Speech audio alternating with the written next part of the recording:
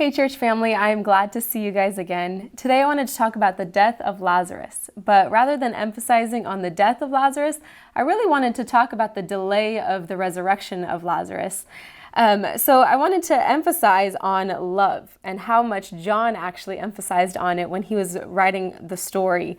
In verses 3, 5, 36, and 35, actually, this is in chapter 11 in John, it talks a lot about how much Jesus loved and cared for Mary, Martha, and Lazarus, and in this case, how much he cares and loves for us as well. In verse 3, it says, "Lord, the one you love is sick." So in this case, Jesus is aware that Lazarus is sick. And in verse 5, it says, "Now Jesus loved Martha and her sister and Lazarus." And then in 35, Jesus wept. So this is before he brought back Lazarus. And in 36, it says, "Then the Jews said, 'See how he loved him.'" Or loved them. So it talks a lot about how much he loved them. And you would think that because Jesus loved them so much, he would come and heal Lazarus before he would die. But in this case, in verse 5, it's talking about how much Jesus loved him. But then in verse 6, it says, "So when he heard Lazarus was sick, he stayed where he was 2 more days." So instead of going to heal him, he stayed. But the connecting word here is so. So it's talking about Jesus loved, so he stayed. So Jesus didn't have the goal to just run and heal him. Jesus had a much bigger purpose in this case. And sometimes we're in that case where we feel as though God, he is aware of our circumstances. He's aware of the pain that we're going through. But it feels like he's distant from us, or he doesn't hear us, or he's not answering in the timing that we believe is right. But in this case, Jesus knew, he saw the circumstances, and he wept because he cared. And sometimes I think that we feel the same way that Martha felt. And in verse 21, it says, "Lord," said Martha to Jesus, "if you were here, my brother would not have died. But I know that even now God will give whatever you ask."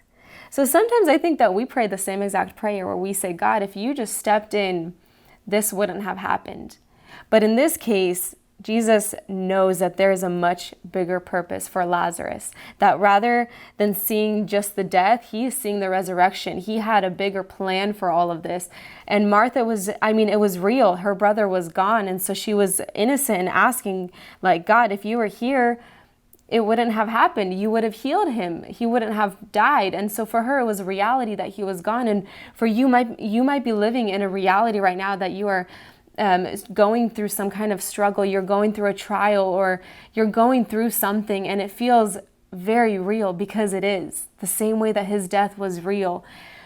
But what also was reality is that he had a bigger plan, and he has a bigger plan for you and for me when we're going through something. And in this case, the delay of Lazarus's resurrection, the delay was to show that God isn't just going to resurrect the Son of God. He wasn't just going to resurrect Jesus, that he is able to resurrect us. He is able to take us from death to life. He could have just healed him in that moment, but he has showed us so many times that he can heal. And so in this case, there was a bigger plan, there was a bigger purpose, and he was showing us that he is a God that can take us from death to life.